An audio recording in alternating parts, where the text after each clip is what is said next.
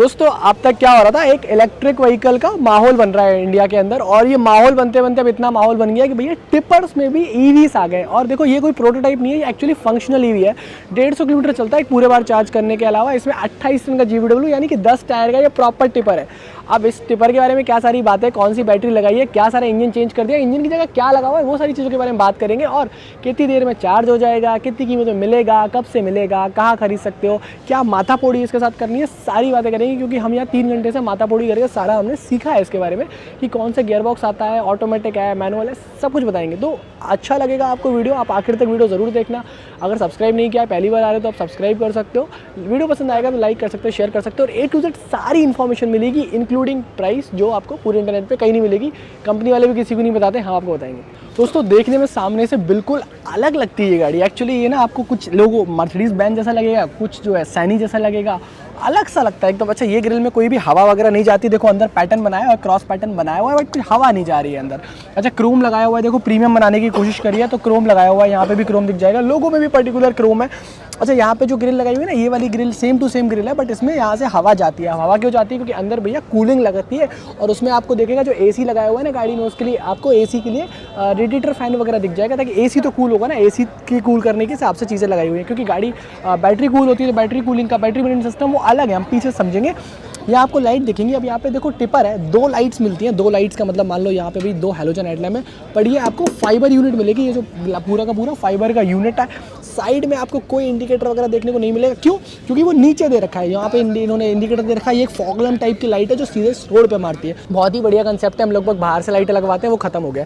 पूरा मेटल का बम्पर है, पूरा मेटल का बम्पर है, फुल हैवी बम्पर है। भैया टाटा भी इतना हैवी बम्पर नहीं देता जितना हैवी बम्पर यहाँ पे दे रखा है। तो ये इलेक्ट्रिक गाड़ी है, बट इन्होंने ऐसा नहीं करा वजन कट करना है या हमें कम वजन रखना है। भैया पूरी हैवी बनाई है गाड़ी। इसमें मुझे एक भी पार्ट अब तक ऐसा नहीं लगा जो इन्होंने लोकल लगा दिया हो। ये पूरा प्रॉपर हैवी है। अच्छा MEIL क्यों लिखा हुआ है? MEIL इसलिए लिखा हुआ है क्योंकि MEIL ग्रुप के अंडर में आता है। मतलब MEIL ग्रुप के अंडर में ओलेक्ट्रा आता है और ओलेक्ट्रा बनाता है ये वाले ट्रक।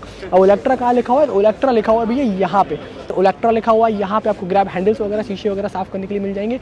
भारत बेंज में हमने देखा था कि हमें सामने की तरफ सन वाइजर मिलता है, वो यहाँ पे मिलता है। और शीशा बहुत बड़ा है, मतलब बहुत बड़ा से मतलब फुल वाइड शीशा है, सिंगल फ्रेम विंडो है जैसा हमें देखने को मिलता है। तो बहुत ही बढ़िया कंसेप्ट वहाँ पे। फ्रंट प्रॉक्सिमिटी मिरर, क्योंकि नॉर्म्स हैं तो बिल्कुल नॉर्म्स के थ्रू जाना पड़ेगा, तो वो एक पर्टिकुलर पार्ट मिल जाता है। फ्रंट के बारे में फिलहाल यही सारी डिटेलिंग है जो आपको देखने को मिलेगी। और काफ़ी एक्चुअली सुंदर लगती है गाड़ी, अच्छी लगती है। और ये जो पार्ट है, ये ग्रिल जो है वो ओपन हो जाती है। इसके पीछे आपको कुछ छोटे मोटे फ्यूल मिलेंगे, जैसे वाइपर वगैरह का हो गया, बाकी सारी चीज़ें। तो ये ग्रिल अप हो जाती है और ये ग्रिल अप होने के बाद में अंदर की तरफ आपको चीज़ें वहाँ पे मिलती हैं। अगर हम कंडक्टर डोर की बात करें तो यहाँ पे एक रेडियम से इन्होंने 6x4 का लगा रखा है। 6x4 का मतलब ये कि भाई पीछे के जो आपके चारों के चारों व्हील हब्स हैं वो चलने वाले, आगे के व्हील हब्स जो है उनमें पावर नहीं आती है, वो एक पर्टिकुलर पार्ट है। देन आपको डोर हैंडल्स वगैरह अच्छे ही देखने को मिलेंगे, मतलब टिपर के हिसाब से आपको एक रिगिडनेस मिलती है ना, वो देखने को फीलिंग आएगी। यहाँ भी लॉक अनलॉक कर सकते हो, तो ऐसा नहीं कर, अगर वहाँ बहुत चिपका के आपने गाड़ी लगा दी तो आप यहाँ से अगर उतर के आ रहे हो तो यहाँ से भी आप इसको लॉक वगैरह कर सकते हो। 3M reflecting tape commercial vehicles में नॉर्म्स है तो वो आपको लगाना ही पड़ेगा।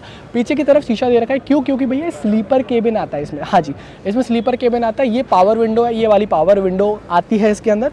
इसके अलावा यहाँ पे साइड प्रॉक्सिमिटी मिरर आता है जिसको हम बिल्कुल सीधा कर देते हैं।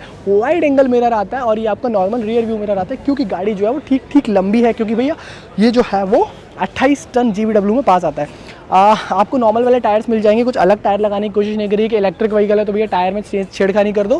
प्रॉपर टायर मिलेंगे, लग वाले टायर से मतलब सरफेस मूवमेंट के लिए बनाया, माइनिंग के लिए, बहुत डीप माइनिंग के लिए नहीं है, कोयला वोयला निकालने के लिए नहीं बनाया कि माइनिंग में एकदम अंदर डाल दो, वो एक पर्टिकुलर पार्ट है। और यहाँ पे एयर डिस्ट्रीब्यूशन रिले आपको इसलिए दिख रहा है क्योंकि यहीं पे ABS वाला ब्रेक लगा रखा है, यहाँ पे इन्होंने चैम्बर लगा रखा है ब्रेक का। और ये आपको दिखेगा एंटी रोल बार। अच्छा चैसी की डेप्थ वगैरह कितनी वो हम पीछे से देखेंगे। और यहाँ पे सारे सिस्टम लगे हैं, पूछो कोई इंजन विंजन नहीं लगाया आपको, कोई इंजन नहीं दिखेगा, कोई एडब्लू सिस्टम नहीं दिखेगा, कोई SCR सिस्टम वगैरह नहीं दिखेगा, वो एक पर्टिकुलर पार्ट इसके बारे में है।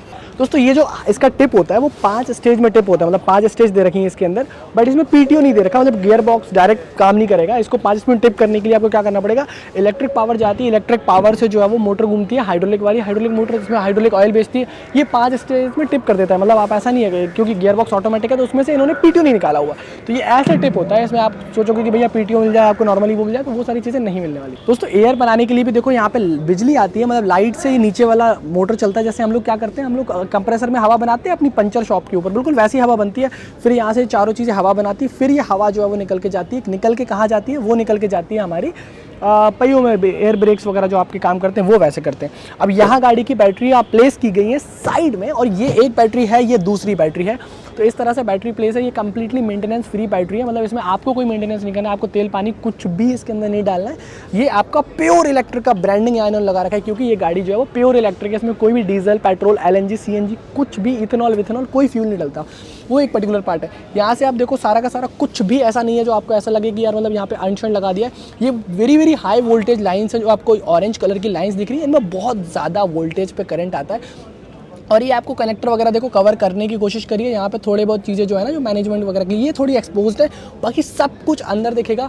इस पे चढ़ना नहीं है, इसके पास नहीं जाना है। ये बैटरियाँ जो है इसमें अंदर कूलिंग जब चार्ज वगैरह करोगे ना, तो इसमें से पानी से चलता है, पानी ऐसे चलते रहता है, वो एक पर्टिकुलर पार्ट है। अब इसकी अगर बॉडी की हम बात करें तो बॉडी सच बताऊँ तो आपको बहुत सारे OEM से मिलती जुलती लग जाएगी, कुछ बहुत अलग या अतरंगी बॉडी लगाने की कोशिश नहीं करिए। जैसी हम लोग बॉडी यूज़ करते हैं, हम लोगों ने बॉडी देखी हुई है, बिल्कुल वैसी की वैसी बॉडी है। ओलेक्ट्रा का वहाँ ब्रांडिंग मिलता है। बट एक चीज़ आप देखो, इसमें रॉक बॉडी लगाई है। रॉक बॉडी का मतलब है देखो सामने पूरा केबिन प्रोटेक्टेड है, यहाँ पे भी देखो ये इस हिसाब से चीज़ें लगी हुई हैं ताकि बॉडी कवर्ड रहे। अब शैलो माइनिंग की बात करते हैं। शैलो माइनिंग में अगर मैं रेती डालूंगा तो कोई दिक्कत नहीं है, बट मैं जब 10 mm ग्रेवल पे पहुंच जाता हूँ तो ये बॉडी बहुत काम आने वाली है। उस टाइम पे बॉडी को बढ़िया किया हुआ है। हुक्स भी दे रखे कि अगर रेत वेत भी लेके जा रहे हो या ग्रेवल वगैरह लेके जा रहे हो, जो उड़ने वाली फ्लाई ऐश अगर लेके जा रहे हो तो उसको कवर कर सको आप अपने ग्रीन क्लोथ से, जैसे आपको मन करे वैसे। अगर हम पीछे वाले टायर्स की बात करें तो पीछे वाले जो टायर्स है वो भी MRF के लगाए हुए हैं, और 1220 के टायर्स उन्होंने लगाए हुए हैं। मतलब कहीं भी 1020 के टायर्स का यूज़ नहीं किया हुआ। ये 1220 के टायर है, मतलब 1220 के टायर है, 1020 के टायर नहीं है। वो एक चीज़ आपको देखने को मिल जाएगी। पीछे बोगी सस्पेंशन लगाया हुआ है, देखो इन्वर्टेड बोगी सस्पेंशन देखेगा। नीचे बैलेंसिंग रॉड वगैरह हमें देखने को मिलती है। काफ़ी कमाल का काम किया है, हैवी काम है इनका, बहुत हैवी काम है। और देखो यहाँ पे डबल ब्रैकेट पे इनको सस्टेन किया हुआ है ताकि किसी भी तरह से कोई प्रॉब्लम ना आए गाड़ी के अंदर। यहाँ पीछे मडगार्ड वगैरह भी देखो लगा रखा है ताकि ये क्या होगा ना, इसको साफ़ करना आसान रहेगा। प्रेशर वगैरह से आपका जो ड्राइवर वगैरह है, हेल्पर वगैरह जो है, स्टाफ जो है वो बहुत ईजिली क्लीन कर लेगा। अब डाला को देखो, ये डाला मैंने बताया था, ये बॉडी बहुत अलग नहीं है। ये बॉडी वही है जो हम लोग अब तक यूज़ करते आ रहे हैं, जो हम लोग देखते आ रहे हैं। तो यहाँ पे ओलेक्ट्रा का ब्रांडिंग मिलता है। ऊपर भी जो है MEIL दिखता है। अब MEIL तो मैंने बताया ग्रुप है, उसके अंदर ओलेक्ट्रा है। ओलेक्ट्रा फिर गाड़ी जो है वो बनाता है। अच्छा ये देखो, ये बिल्कुल अलग यूनिट है। इस ट्रक में कहीं भी LEDs का यूज़ नहीं किया है इन्होंने, बट फिर भी अच्छा लगता है देखने में। ये आपका बैक लाइट है, इंडिकेटर है, ब्रेक लाइट, रिफ्लेक्टर वगैरह सारी चीज़ें दे रखी है, क्योंकि सरफेस मूवमेंट के लिए भी ये गाड़ी रेडी है। मतलब ऐसा नहीं है कि सिर्फ माइंस में चलाना है बिना रजिस्ट्रेशन के, प्रॉपर रजिस्ट्रेशन होकर गाड़ी चलेगी। अब टैक्स कैसे भरोगे आप, वो चीज़ सरकार ये भी सोच रही है, क्योंकि भैया ऐसा ट्रक अभी तक मार्केट में आया ही नहीं है। पीछे की तरफ से भी टोइंग होकर मतलब ये गाड़ी दूसरी गाड़ियों को भी खींच सकती है। क्यों? क्योंकि 2400 न्यूटन मीटर तक का पीक टॉर्क आता है। सोचो 2400 न्यूटन मीटर। हमारी जो नॉर्मल टिपर होती है ना, इलेक्ट्रिक IC इंजन वाली, डीजल वाली, वो टिपर्स में हमारा 1200-1100 न्यूटन मीटर हद से हद आता है। अभी भारत बंज ने लॉन्च किया, उसमें भी 1250 ही आता है, जो 320 हॉर्स पावर वाली गाड़ी है, बट इसमें जो है बहुत ज़्यादा आता है। ये पर्टिकुलर पार्ट है। यहाँ पे आप देखो, ये अगर चैसी देखोगे तो बहुत सारे रीइंफोर्समेंट मिल जाएंगे। मल्टीपल प्लेट्स में चैसी डाली है। ऐसा नहीं है कि टिपर दिखा दिया लॉन्च नहीं कर सकते। ये एग्जैक्ट टिपर ऐसा है कि आपको अगर अभी दे दिया तो आप अभी से चलाना शुरू कर दो, बस चार्जिंग आपको अलग से लगवानी पड़ेगी। ये देखो सारा का सारा इन्होंने काम किया हुआ है। यहाँ पे अंदर की तरफ बोल्टिंग वगैरह दिख जाएगी, क्रॉस मेंबर्स वगैरह बहुत अच्छे हैं। अब अगर नीचे से बॉडी देखने की कोशिश करें तो बॉडी बहुत सही बनाया हुआ है। अब बॉडी क्यों बहुत सही बनाया हुआ है, क्योंकि देखो इस पर डंप करोगे आप ऊपर से चीज़ें, तो अंदर से माइनिंग बॉडी नहीं है, तो अंदर की तरफ प्लेट नहीं डालनी, तो क्रॉस मेंबर्स को छोटा छोटा डालने की कोशिश करिए ताकि बॉडी का वेट इवनली डिस्ट्रीब्यूट हो जाए। वो एक पर्टिकुलर पार्ट अच्छा है। अब एक चीज़ और देखने की कोशिश करें तो जो नॉर्मली हम लोग डिफरेंशियल जब देखते हैं तो डिफरेंशियल बाहर की तरफ होता है, मतलब इसमें जो हाफ रिडक्शन एक्सल तो यूज़ करते हैं, तो वो पर्टिकुलर एक्सल आपको काफ़ी ठीक दिखेगा एक इलेक्ट्रिक के हिसाब से। क्यों? क्योंकि ई ड्राइव एक्सल नहीं है, प्रॉपर बीच में गियर बॉक्स लगा हुआ है, उस गियर बॉक्स से पावर कन्वर्ट होती है। तो इलेक्ट्रिक पावर जब एक बार मैकेनिकल गियर बॉक्स में आ जाती है तो फिर ये पूरी मैकेनिक्स की तरह काम करते हैं। इस पर लिखा हुआ है 5.73, मतलब ये आपका रियर एक्सल रेशियो है। और एक टिपर के अंदर अगर आपको 5.6 के आसपास का रियर एक्सल रेशियो मिल रहा है, मतलब उसकी पावर बहुत अच्छी निकलने वाली है और ये काफ़ी बढ़िया सरफेस पे मूवमेंट कर पाएगा। रीज़न ये है कि इसका ट्रैक्शन वगैरह बहुत अच्छा कंट्रोल होगा।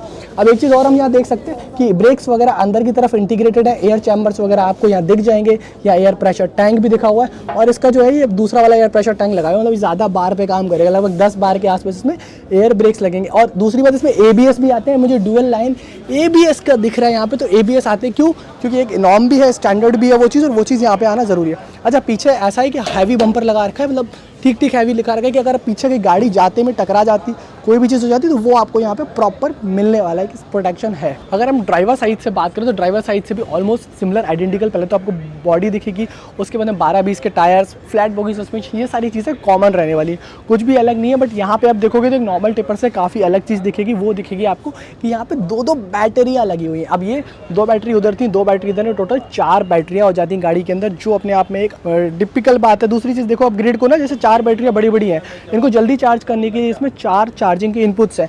यहाँ एक देखो पर्टिकुलरली ये एक इनपुट है, चारों बैटरियों के लिए इंडिविजुअल चार्जिंग पोर्ट्स मिल जाते हैं, तो चारों जो बैटरी लगी है वो यहाँ से चार्ज आप कर सकते हो, मतलब यहाँ पे आप ग्रेड फंसा सकते हो। ऐसा ऑप्शन नहीं है कि 2 बैटरी के लिए वहाँ ग्रेड है यहाँ ग्रेड है, आपको ऑलरेडी इसकी डेजिग्नेटेड जगह बनानी पड़ेगी कि यहाँ हमारे ट्रिपर जो है वो खड़ा हो सकता है। 2 घंटे में इसका प्रॉपर चार्जिंग हो जाता है, फास्ट चार्जिंग ही होती है, इसमें कोई स्लो चार्जिंग वगैरह का ऑप्शन नहीं आता, तो प्रॉपर ग्रिड से फास्ट चार्जिंग लेता है। 2 घंटे के अंदर गाड़ी चार्ज हो जाती है।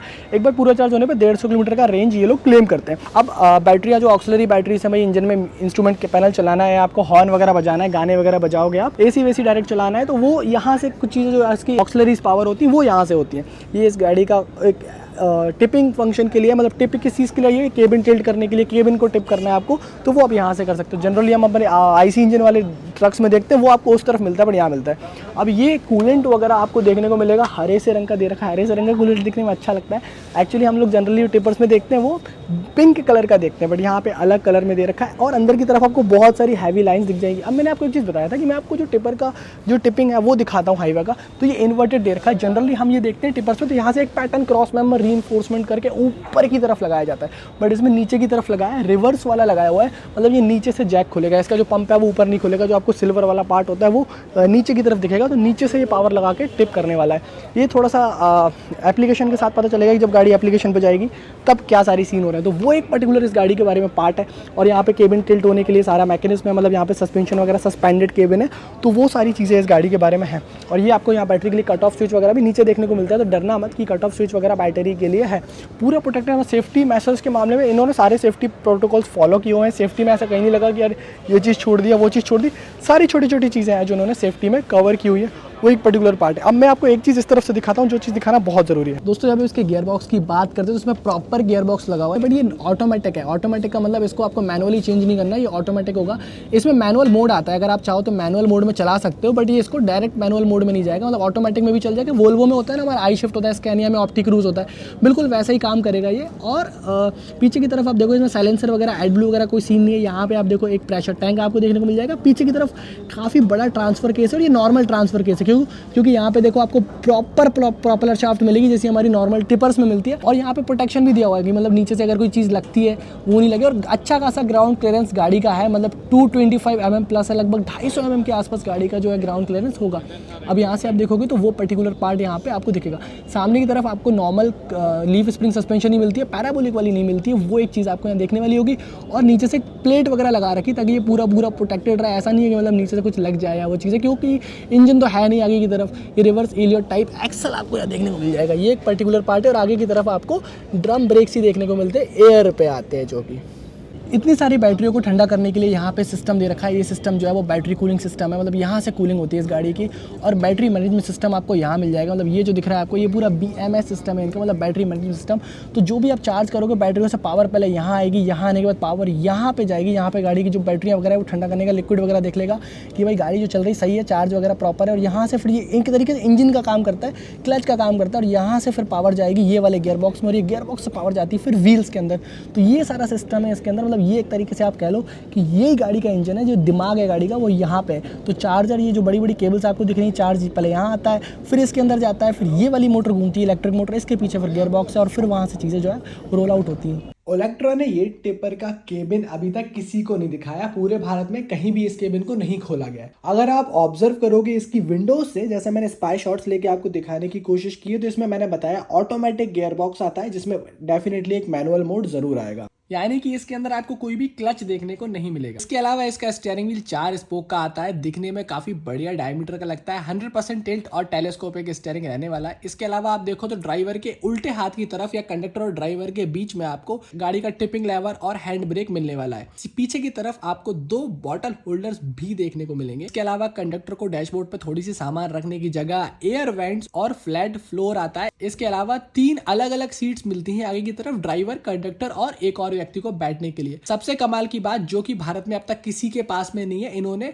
10 चक्के टिपर के अंदर स्लीपिंग केबिन दे रखा है। हालांकि स्लीपर बर्थ थोड़ी छोटी है बट ये देखने को मिलती है, जो कि बहुत कमाल की चीज है। अब दोस्तों ये सारी बातें थी इस इलेक्ट्रिक टिपर के बारे में। अब देखो 1 करोड़ से ज्यादा की कीमत के साथ में ये टिपर एक लेने के लिए तो मेरे हिसाब से फीजिबल नहीं है, बट अगर मल्टीपल टिपर्स आप लेके, मतलब मान लो कि आपके 8, 10, 12 टिपर हैं तो आपका डीजल का पूरा प्राइस बच जाएगा। ग्रिड एक ही लगानी, क्योंकि इसके लिए चार्जिंग स्टेशन लगेगा वो अलग लगेगा।